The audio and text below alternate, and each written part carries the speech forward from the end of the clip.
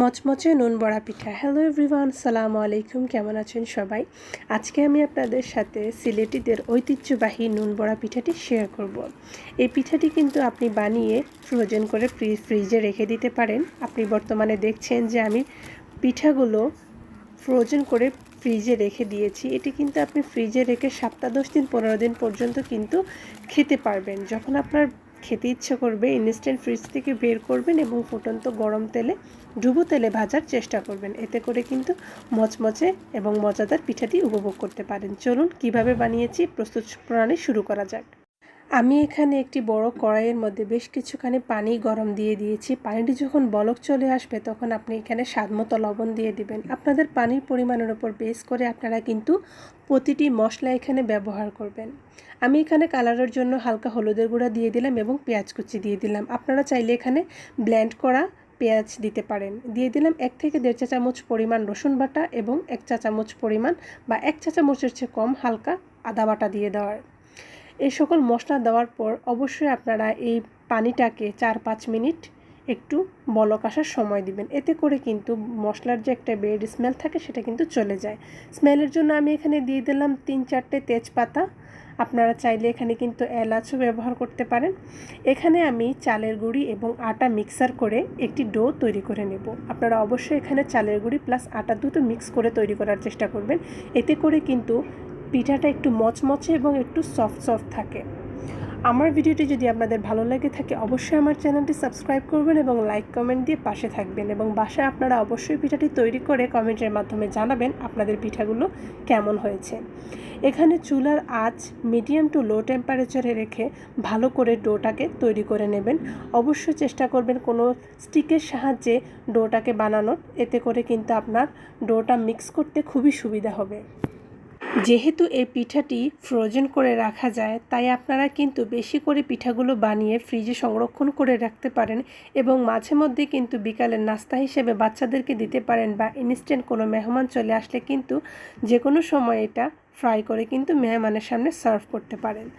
এখানে আমি পিঠাগুলোকে ভালোভাবে মথে 4টি ডো তৈরি করে নিয়েছি। যেহেতু এগুলোকে আমি পিঠার মতো মোটা মোটা করে বানাবো তাই ডোগুলো কিন্তু অনেকটা বড় করে নিতে হবে। এটাকে রুটির মতো ভালো করে মথে বেলে গোল করে নিতে হবে এবং নেওয়ার পরে আপনারা বিভিন্ন রকমের শেপ বা ডিজাইন দিয়েও কিন্তু আপনারা পিঠাগুলো কেটে নিতে পারেন। আমি এখানে একটি গ্লাসের সাহায্যে গোল গোল করে এটাকে কেটে নিচ্ছি। যেহেতু পিঠাটাকে বড়া বলা হয় তাই অবশ্যই আমরা সবসময় এটাকে গোল করে বানানোর চেষ্টা করি। এতে কিন্তু দেখতে খুবই সুন্দর লাগে। আপনারা চাইলে বাজারে বিভিন্ন রকমের শেপ কাট আছে যেগুলো দিয়ে পিঠার বিভিন্ন রকম ডিজাইন তৈরি করা হয়। ওই রকম শেপ কাট দিয়েও কিন্তু আপনারা এটাকে বিভিন্ন ডিজাইনে তৈরি করে কেটে নিতে পারেন। আমি সবগুলো আটাকে একইভাবে বেলে ভালো করে কেটে গোল গোল করে নিয়েছি। এ পর্যায়ে আমি এই রুটিটাকে ভালো করে কেটে গোল গোল করে নিয়ে রাখছি।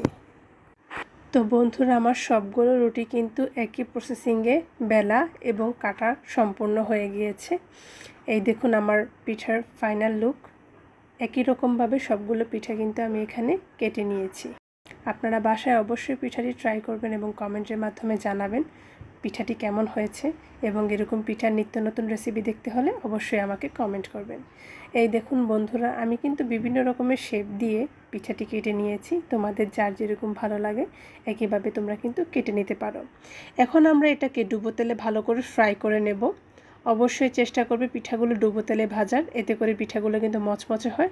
চুলার টেম্পারেচার অবশ্যই মিডিয়াম টু লো টেম্পারেচারে রাখবে। অতিরিক্ত চুলার আগুন থাকলে কিন্তু পিঠাগুলো পুড়ে যাওয়ার সম্ভাবনা থাকবে এবং ভেতরে কিন্তু পিঠা কাঁচা থেকে যায়। এই জন্য পিঠাটা ভাজার সময় অবশ্যই একটু সময় নিয়ে মিডিয়াম টু লো টেম্পারেচারে আগুন রেখে পিঠাটি ভাজার চেষ্টা করবে। এ পর্যায়ে আমরা ফ্রোজেন করে যে পিঠাগুলো রেখেছি সেগুলো ভাজার পর দেখতে কীরকম হয় সেটাই আমি তোমাদের সাথে শেয়ার করব।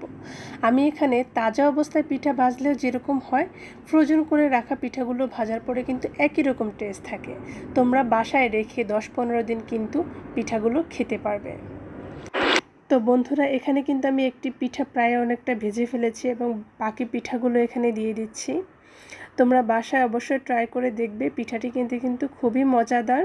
ছোট বড় সবাই কিন্তু পিঠাটি পছন্দ করবে। তো বন্ধুরা, সবাই ভালো থাকবে, সুস্থ থাকবে, আমার চ্যানেলের পাশেই থাকবে। আসসালামু আলাইকুম।